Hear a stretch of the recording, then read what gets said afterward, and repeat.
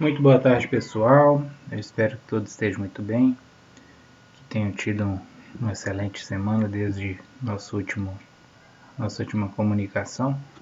Estamos aqui na terceira aula do curso de Engenharia Civil do sétimo período, né?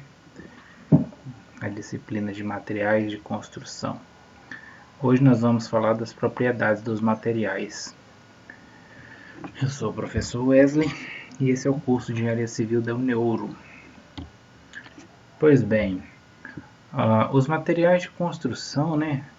Todas as obras de engenharia civil são realizadas com recurso a materiais de construção.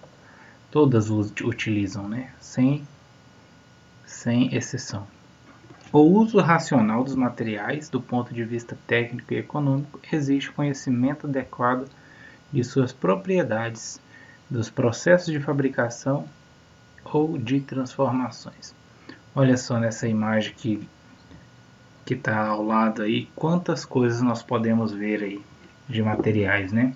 Aí nós temos as ferragens que vêm da indústria de elementos metálicos, né? Como chama?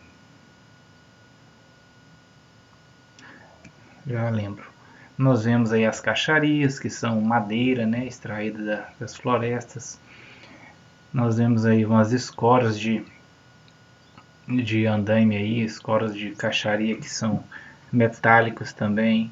Nós vemos lá atrás, me parece ser uns bulbos de laje, né? Um tipo de laje diferente desses usuais, aquelas lajes lá são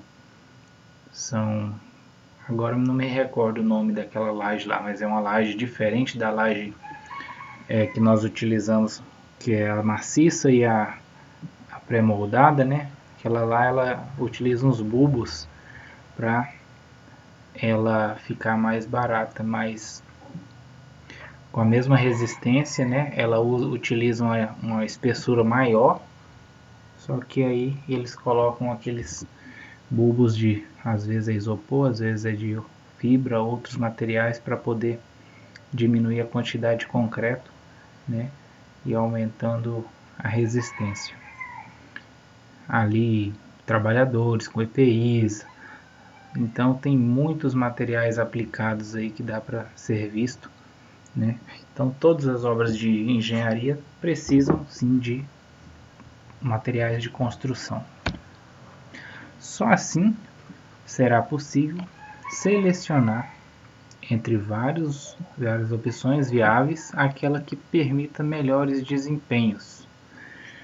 Torna-se, pois, necessário conhecer as propriedades básicas dos materiais, a sua origem e natureza, assim como seu processo de fabricação.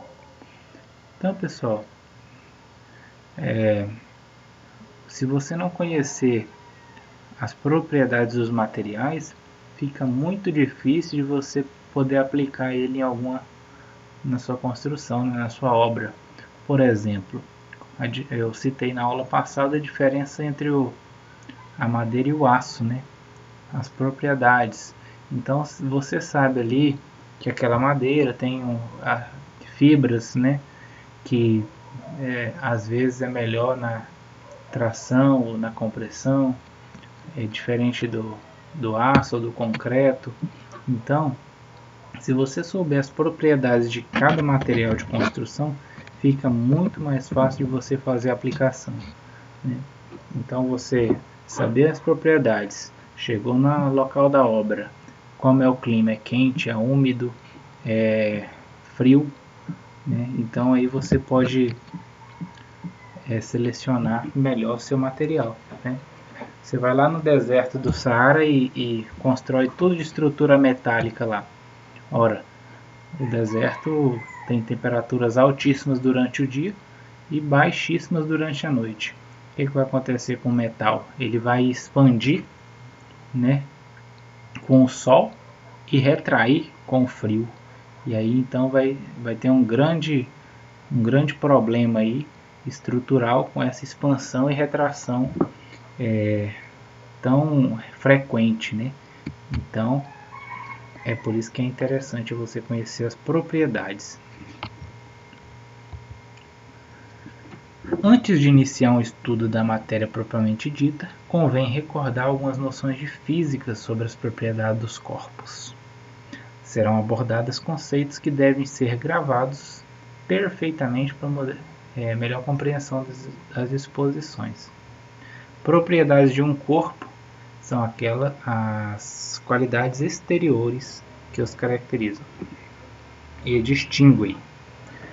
Tal dado material é conhecido e identificado por suas propriedades e por seu comportamento perante os agentes exteriores, né? Exatamente igual eu estava falando agora, né? O frio e o calor no aço, né? No ferro, na estrutura metálica. Então, o clima influi nas propriedades internas dos materiais. As propriedades variam de material para material. Em alguns casos, chegam a ser nulas. Para o construtor, é básico o conhecimento das propriedades de cada material, para poder deduzir o seu comportamento na prática, né? Imagine uma temperatura alta no aço e uma temperatura alta na madeira, né? Então, vai incidir de uma forma diferente, né? Às vezes no plástico vai ser diferente, às vezes vai ter temperaturas que, por exemplo, um sol no forro de gesso, no forro mesmo, no próprio gesso, não me parece que ele influi muita coisa num material desse, né? Então, por isso que aqui falou, pode ser até nulas, pode ser nula, em alguns casos, a incidência do ambiente na propriedade do material. Então, a propriedade geral dos corpos, propriedade dos corpos sólidos, esforços mecânicos. Então, aqui, esse triângulozinho aqui está explicando mais ou menos como é que é, né? Tem a estrutura e a composição, né? Processamento e propriedades e, por fim, produto final e aplicação. Então, é um processo, né? Então, extensão. Agora eu vou citar as propriedades ali que ele está falando, física, né? Então, a extensão é a propriedade que tem dois corpos de ocupar um lugar no espaço, né? Tanto esse como o próximo aqui, impenetrabilidade, é a propriedade que torna impossível dois corpos ocuparem o mesmo espaço, é das formações, né? Das leis lá de Newton. Então, dois corpos não ocupam o mesmo espaço, né? Um corpo ocupa um lugar no espaço. Extensão e impenetrabilidade. Depois, inércia. Pessoal, inércia é uma coisa que vai ser muito recorrente durante o estudo, né?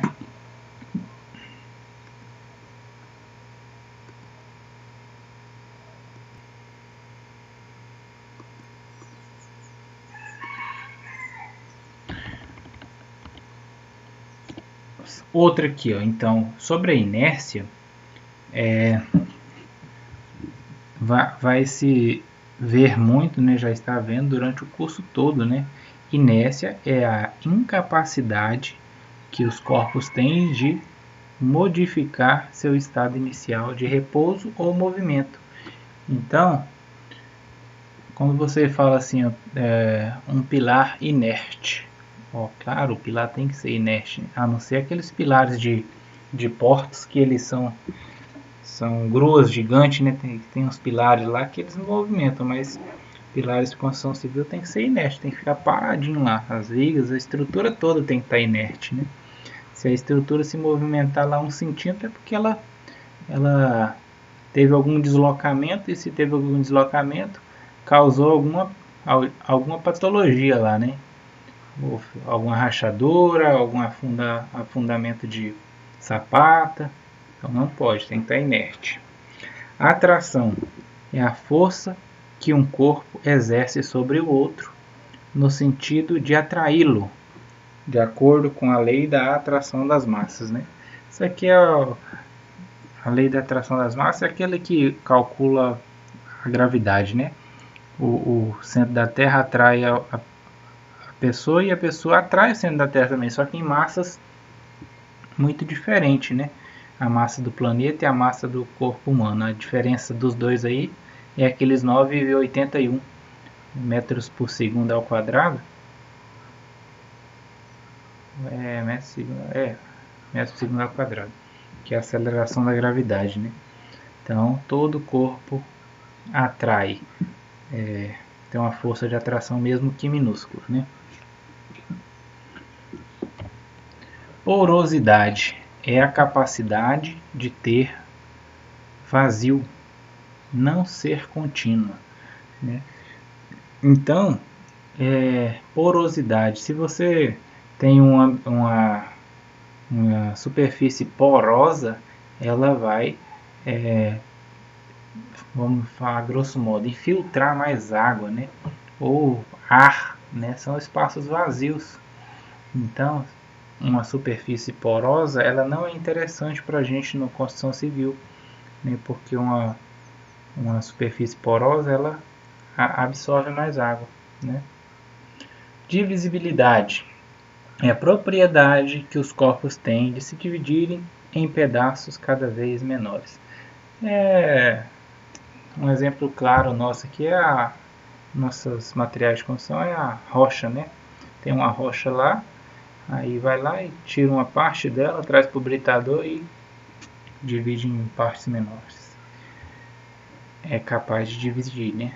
Agora a outra, indestrutibilidade, é a propriedade que os corpos têm de serem indestrutíveis, né? Então, é difícil, né, citar um exemplo, um corpo indestrutível. O que não pode ser destruído, né? Mas a indestrutibilidade é a propriedade que o corpo tem de ser indestrutível. Dureza. Isso aqui, pessoal, não sei se vocês já viram, na disciplina de solos, geralmente pede-se. Dureza é a resistência que o corpo opõe a serem riscados. Eu estava dizendo da escala de mols, né? Por exemplo, aqui, ó, o diamante tem dureza 10 na escala de mols, que vai de 1 a 10, né? 0 a 10. E o gesso possui dureza 2. Então, o gesso é muito mais fácil de ser riscado que o diamante, né? O que pode riscar um diamante? Provavelmente outro diamante, né? Por isso que aqueles discos de cortar cerâmica, disco não, aquele vidrozinho que tem na ponta das riscadeiras, ou aquele de cortar vidro, né? Eu estava citando aquela da riscadeira de cerâmica, né? Aqui lá fala diamantado, né? Ou se não disco mesmo de serra mármore, é disco diamantado. É porque ele tem propriedades semelhantes à do diamante para poder conseguir passar a dureza, por exemplo, do porcelanato, que é um cara que tem uma dureza alta, né? E tem, ó, outra coisa aqui, ó, porosidade. Vamos comparar um granito com porcelanato. Por que o pessoal está escolhendo mais fazer bancadas com porcelanato do que com granito? Porque o granito é muito mais poroso do que o porcelanato. Absorve muito mais água. Você coloca um granito na sua cozinha, você vai ver que vai passar 6 meses, 1 ano, ele está manchado, porque infiltrou água nele, né? Ele é mais poroso. Não é que seja um poroso, mas é mais poroso do que o porcelanato, por exemplo. O porcelanato, se for de uma boa qualidade, ele não vai absorver água, né? Tenacidade. Tenacidade é a resistência que opõe ao choque ou percussão.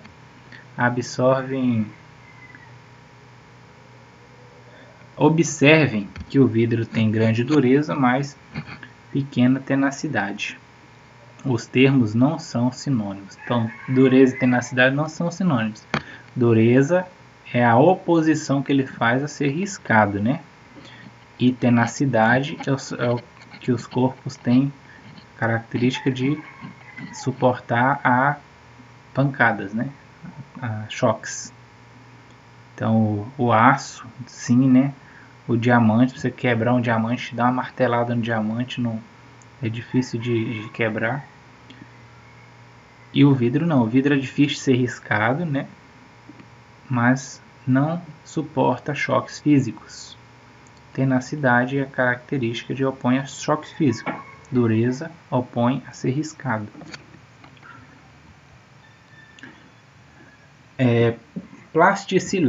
Plasticidade, né? Tem duas plasticidades, uma de maleabilidade e outra de ductibilidade. A de maleabilidade é a capacidade que tem os corpos de se adelgarem, né? Afinarem, a formarem lâminas sem se romperem. Pessoal, essa maleabilidade aqui imagine que você fez uma argamassa lá para fazer um reboco, né? Aquela argamassa para fazer o reboco, ela tem que ter uma boa maleabilidade, né? Para que você possa moldar ela na parede e ela não crie rachaduras e nem se desprenda, né? Então tem que ser maleável para você ter um bom controle, né? Já a plasticidade e ductibilidade é a capacidade que tem os corpos reduzirem a fios sem se romperem. A argila tem boa maleabilidade, porém pequena ductibilidade. Então a argila, né, se você fez os testes de solos, você já viu fazer maleabilidade e ductibilidade, né? Faz os fiozinhos de argila até se romper. Depois tira teor de umidade, né? Então, ductibilidade, estritamente em fios, né? Se estreitam em fios e não se parte. A outra em lâminas, maleabilidade em lâminas e não se rompe. Propriedades dos corpos sólidos. Durabilidade é a capacidade de permanecer inalterados com o tempo. Pessoal, isso é fácil de explicar, né? Imagine aí, antes, os concretos feitos, as argamassas, não duravam tanto, caíam o pé das paredes, os rebocos, né? Porque as areias tinham muita argila, né? Muito silt, vulgarmente falando, muito solo, muita terra, né? E aí apodreciam mais rapidamente. O cimento de antigamente era muito melhor e as areias são muito piores, ainda mais que pessoas com o intuito de ganhar aqui a maleabilidade, colocava mais solo ainda para fazer liga na massa, né? Quem nunca viu falar em colocar uma terrinha para dar uma liga na massa? E aí esse solo deixava ainda mais a parede com chance de apodrecer o reboco e cair pedaço de reboco, né? E aí, quando você aumentava a maleabilidade lá momentânea, se você perdia a durabilidade, né? Nós estamos falando de todos os materiais, por exemplo. Por que nós passamos a construir com concreto, né, com alvenaria, e parou-se um pouco de construir com madeira? Justamente por causa da durabilidade. A madeira é excelente, fácil de manusear. Depois de um tempo, se você quiser desmontar e guardar, também dá, diferente do concreto, né? Só que a durabilidade da madeira é menor do que a de alvenaria. Então passou-se a construir de alvenaria, pelo fato da durabilidade. Desgaste é a perda de quantidade ou de dimensão com o uso contínuo. Desgaste não é necessariamente o oposto de durabilidade. Pessoal, quem nunca foi num rio, né, por exemplo, deve ter rios por aqui, eu não conheço nenhum para poder te citar, mas que tem aquele lajedo de pedra que vem a ondazinha e vai batendo ali, né? Até tem um ditado, tanto baixa até que fura, né? E aí, pessoal, a pedra vai se desgastando, né, com o passar das águas, né? O atrito com a água, a pedra vai se desgastando. Isso ali é um exemplo grande de desgaste, né? E assim é com tudo. Por exemplo, na aula passada nós vimos que a pintura tem uma durabilidade mínima de 2 anos. Ela vai se desgastar. A intempérie, né, o sol, a chuva, o sereno, a acidez, o oxigênio, o hidrogênio, vai fazer que se desgaste a pintura, né? Assim como um telhado, uma calha, né, um metálico aí no seu telhado, desgasta com o tempo. Então, todos os elementos construtivos existentes sofrem desgaste, né? Nós sofremos desgaste também, né? Físico, mental. Então, desgaste é comum, é da natureza. Elasticidade é a tendência que os corpos mostram em retornar à forma primitiva após a aplicação do esforço. Então, nós podemos citar aí que tem elasticidade. Primeiro, uma borracha, né? É muito elástico, né? Tem uma capacidade enorme de aumento de dimensão e volta-se ao inicial. Nós podemos citar coisas que têm pouca elasticidade, concreto, o aço tem bastante elasticidade, ele tem uma capacidade de fricção grande e aí volta ao normal, né? Não sei se vocês já tiveram a oportunidade de ver o gráfico, né, de deformação do aço, e você vai ver lá tem uma forma elástica, uma fase plástica, e aí tem quando ele passa da forma plástica ele se rompe, né?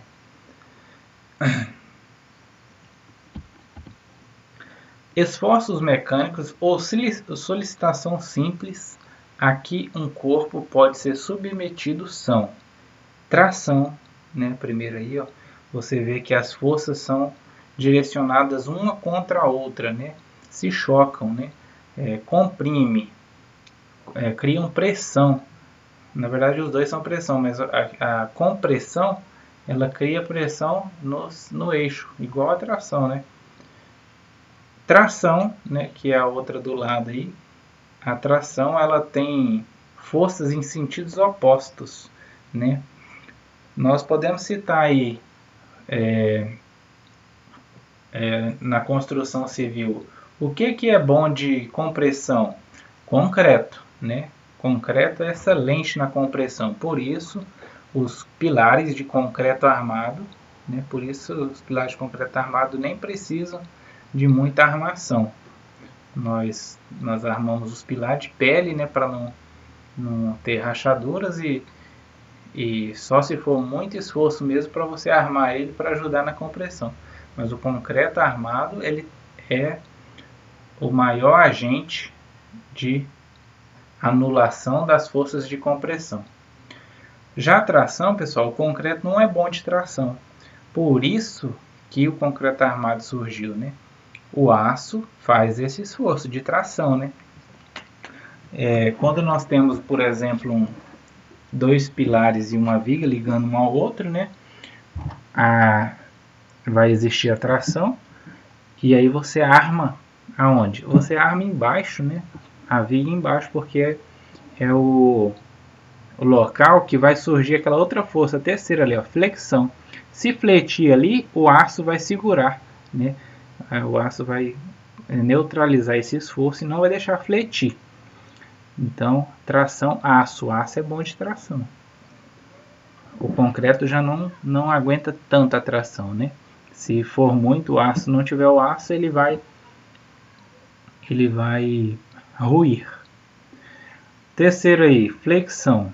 Então tem a flexão aí que você, não sei, já provavelmente até estudou, tem flexão simples, flexão composta, flexão oblíqua. Então tem várias flexões aí causadas por diversas forças, né? Depende da força aplicada, é um tipo de flexão. Então, um terceiro força flexão. Depois nós temos a força de torção. Força de torção, ó, o último exemplozinho ali. Eu tenho um pino, né, na parede engastada lá, ó, e aí uma força que tenta torcer isso aí é chamada força de torção. Na verdade, essa força de torção nós podemos chamar ela de torque, né? Um torque. E a última é o cisalhamento. Tá vendo aí, ó? Forças contrárias, né, na seção. A compressão e a tração, elas estavam no sentido horizontal da peça, né, no axial à peça. E a cisalhamento, ela trabalha no ângulo de 90 graus com a peça, na seção da peça, né? Agora eu me esqueci a grafia correta. Axial e, que é a força normal, né? A outra é essa de cisalhamento aí, ó. Trabalha uma contra a outra, mas verticalmente, né? Isso aí, pessoal. O que consegue anular esse cisalhamento aí? O que consegue anular o cisalhamento são os estribos, né? Antes o pessoal fazia os estribos com angulação. Os estribos eram distribuídos angulares, né, com 45 graus, inclinado no decorrer da armação. E aí, porque você sabe que a rachadura de cisalhamento ali, ela é aproximadamente 45 graus. Só que acontece que aí teria que saber a direção, né? Se você armasse o estribo na mesma direção que ia causar a deformação, não serviria de nada. E aí acontecia muitos acidentes, muitos erros. Passou-se a usar estribo reto, né? Agora o estribo ele faz 90 graus com uma armadura longitudinal.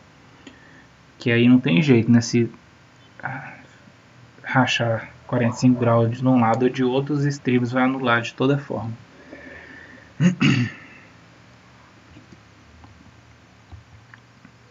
A determinação das propriedades mecânicas é feita através de ensaios mecânicos.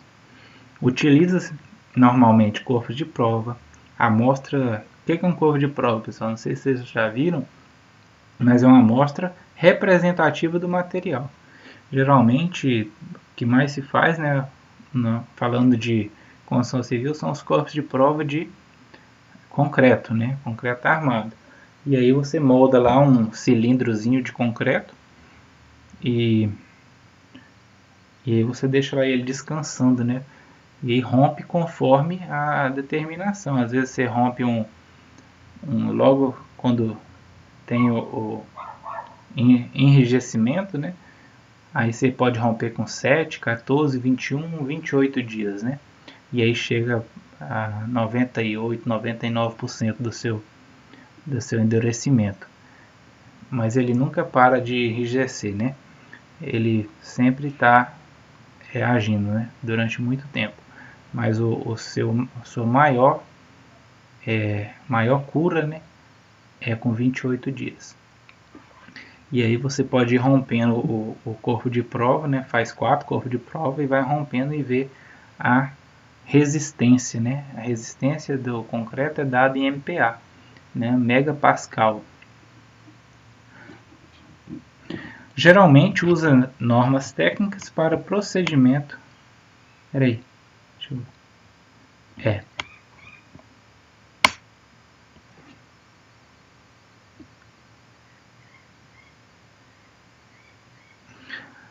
Beleza, eu falei do corpo de prova. Para o ensaio mecânico, já que por razões técnicas e econômicas não é praticável realizar ensaio na própria peça, que seria o ideal. O que ele está falando? Imagine você vai moldar um pilar e uma viga.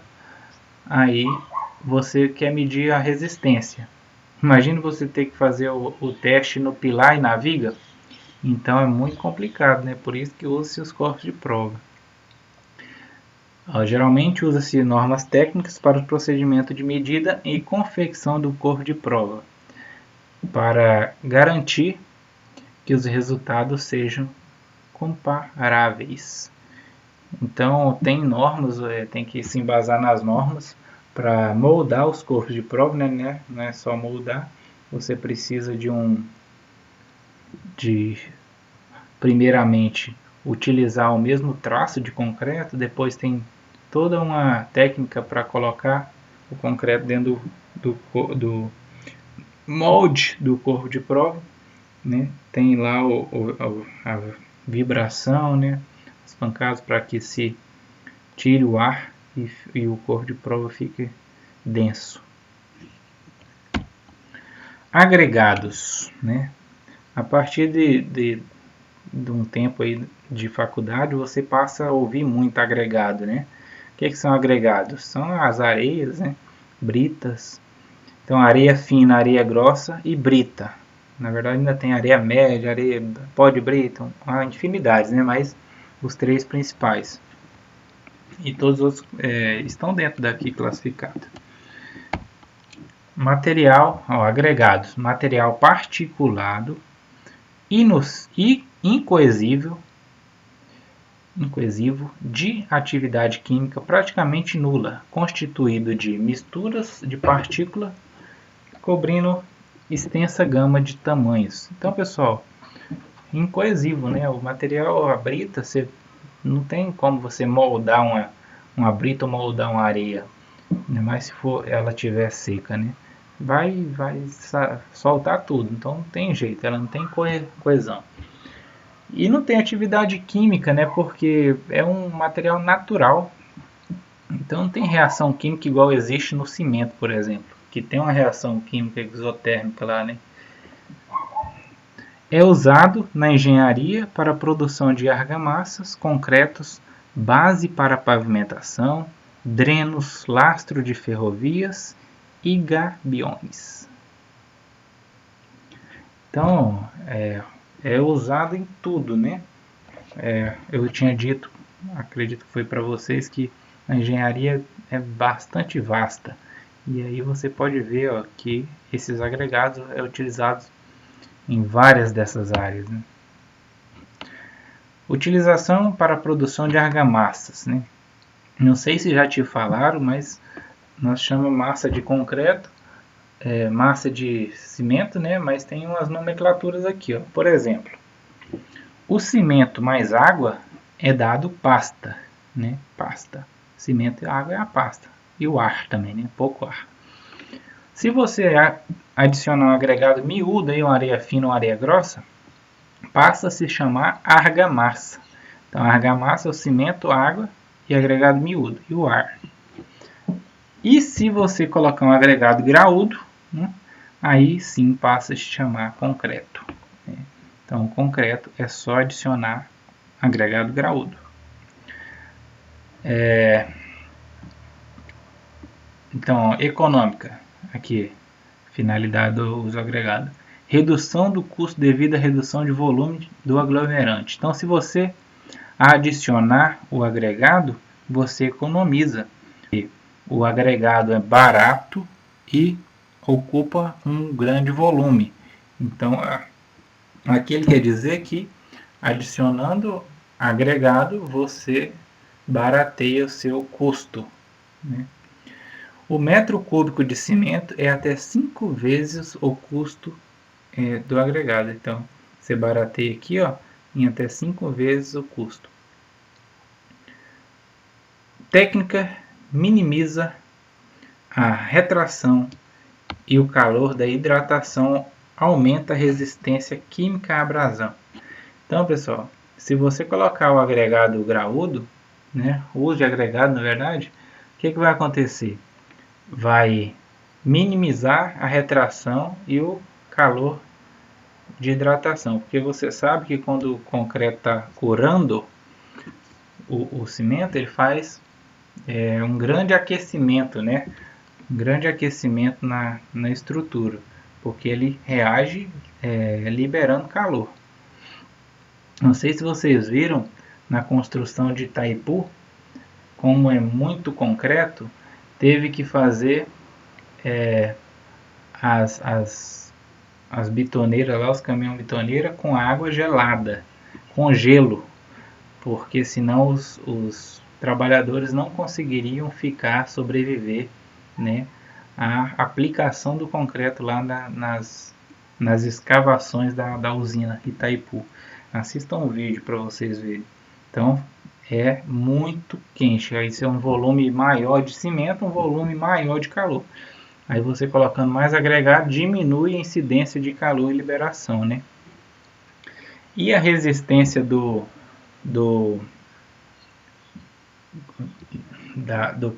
todo, ela aumenta.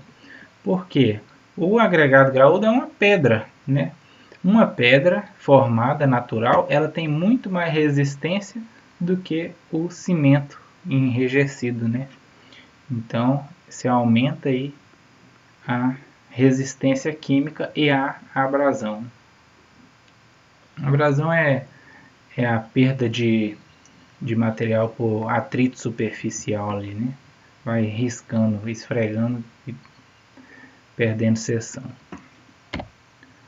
Classificação dos agregados: origem, dimensão, massa unitária, mineralogia. Então, o agregado miúdo, aqui pessoal, né, para frente nós vamos ver, né, da onde sai, os tamanhos, que são as classificações para ser agregado miúdo e graúdo, a massa unitária, né, e a extração mesmo, como é que produz, mineralogia, é minerado, faz parte da mineração, é tirado do solo, extraído, né. A NBR 7211 define agregado da seguinte forma: o miúdo é areia de origem natural, resultante de britamento ou de rochas estáveis, ou mistura de ambas, cuja grãos passam por peneira de 4,8 e ficam retidos na peneira de 0,15 milímetros, né? Agregado graúdo são as areias. Agregado graúdo, os grãos passam pela peneira de 152 milímetros e ficam retidos na 4,8. Esse 4,8 aí é quase meio centímetro, né? Quase meio centímetro. As menores é quase meio centímetro. Pedregulho natural, pedrisco e pedra britada. Então aqui é a famosa brita que a gente conhece, né? Pedra britada. Pedrisco é um pouco maior e o pedregulho natural é maior ainda. Então aqui está, ó. Quanto à dimensão das partículas, então aí nós temos uma série normal, né, de peneiras e uma série intermediária. Aí nós temos as peneiras de 75, 27, tá vendo? Todas as peneiras aqui, ó, da série normal, é a metade da anterior, né? Elas sempre são a metade. Daqui para cima, ó, da de 4,75 para cima, agregado graúdo. Da 4,75 para baixo, agregado miúdo. Aqui são as areias, para cima aqui são as britas. Quanto à massa específica. Massa específica é a relação entre a massa do agregado seco e seu volume, excluindo os poros permeáveis. Então, a relação entre massa e volume é massa específica, né? Se fosse peso e volume, era peso específico. Classificação. Então, as massas específicas tem os agregados leves, que é os menores que 1000 kg por metro cúbico. Tem os médios, que é entre 1000 e 2000 kg por metro cúbico. E os pesados, que são maiores que 2000 kg por metro cúbico, né? Nesse último aí estão os granitos, arenito, e calcário. Depende da formação e da densidade, né, pessoal? Se ele tem um volume grande e uma massa pequena, né, ele vai ter uma massa específica pequena, que significa que tem mais espaço vazio, mais poros. E tem uns que é maior do que esse aqui, né? Vamos ver aqui, vai ter olha para você ver, o arenito. Então esse aqui são arenito ou basalto, parece uma pedra mais escura, né? Tem umas pedras que assemelham um ferro, né? Granito, ó, esse aqui são vários granitos, tá? Esse aqui é um modelo de granito. Então, granito existe inúmeros. E um deles é esse aqui, é uma cor meio mista, né? Aqui o granito tem quartzo, feldspato e mica, né? Quartzo, feldspato e mica. Sendo que o quartzo é areia, né? Areia é quartzo puro. Aqui tem calcário. Isso aqui, pessoal, é aquela que faz a decomposição e a gente utiliza como adubo. Então, a ardósia, isso aqui, ó, tem muita confecção de pisos, né? Piso de ardósia. Não sei se vocês já tiveram a oportunidade de ver. O mármore, pessoal, ele é menos duro do que o granito, né? Ah, pessoal, quando você for um profissional, perguntar para você, qual você for não, você está se formando, né? Qual a melhor opção para colocar numa bancada de cozinha, mármore ou granito? Pessoal, o mármore ele é muito bom, ele é muito bonito, tem um acabamento finíssimo, só que ele tem um problema.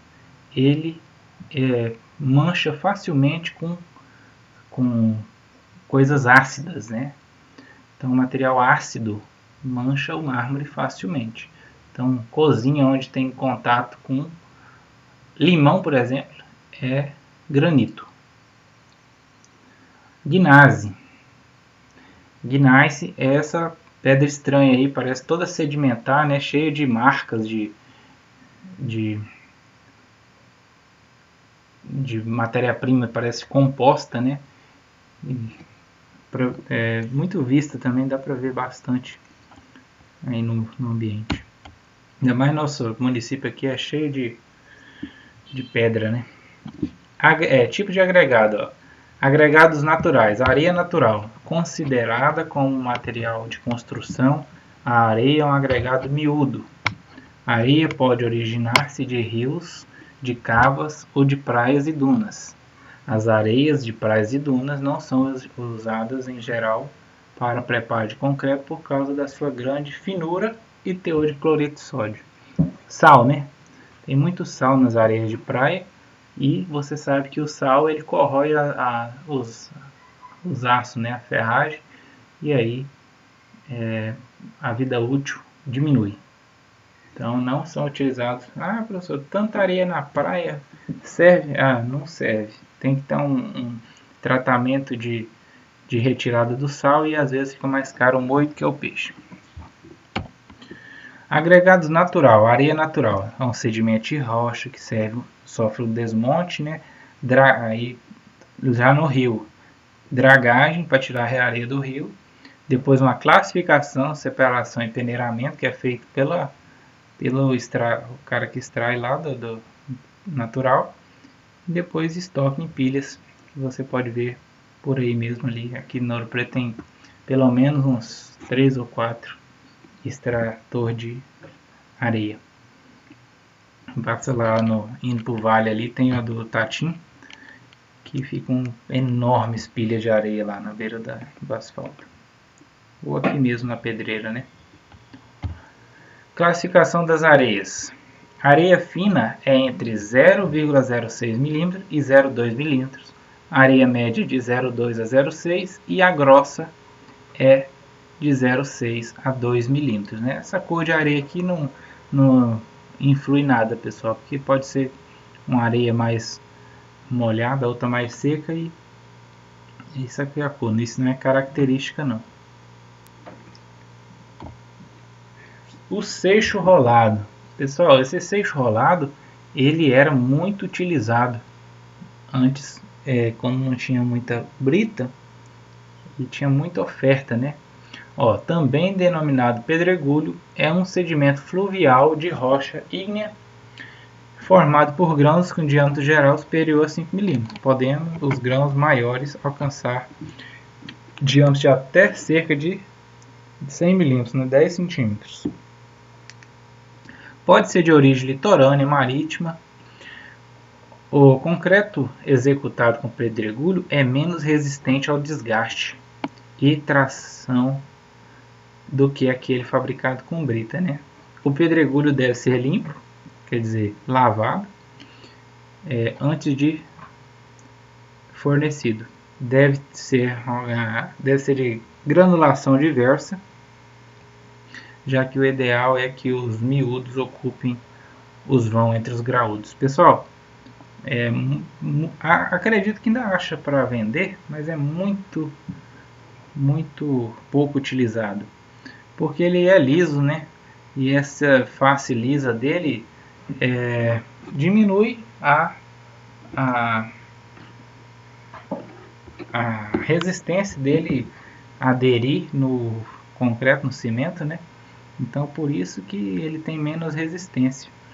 Aqui no Ouro Preto tem ali de frente a Praça dos Migrantes, lá de trás do Gonçalves, não sei como é que é o nome daquela praça lá, aquele piso lá parece ser toda feita de seixo, né? Um tanto de meio fio aqui também, bastante aplicação dessas obras mais antigas aí. Seixo rolado, isso aí, ó, ele é uma pedra, né? Desgasta lá, cai a pedra e desce rio abaixo e vai batendo as quinas e vai arredondando e vai ficando liso, né? Esse trabalho aí é feito de rolamento no fundo do rio mesmo e atrito com as outras pedras, por isso que fica lisinho desse jeito, incrível. É bonito, só que não é muito viável. Agregados artificiais, né? Artificial é porque ela é a decomposição de uma rocha mãe, né? Obtida a partir de rochas compactas que ocorrem jazidas pelo processo industrial de comminuição, fragmentação, né? Controlada da rocha maciça. Então vai lá e tira uma parte da rocha, leva para o britador, transforma em pedra britada. Os produtos finais enquadram-se em diversas categorias. E aí aqui a gente vê, ó, o pedregulho, né? Aí tem um pedrisco, pedra de mão, aí pedra britada aqui, 3, 2, 1, 0, pó de brita. Então assim vai. Aqui o processo, ó.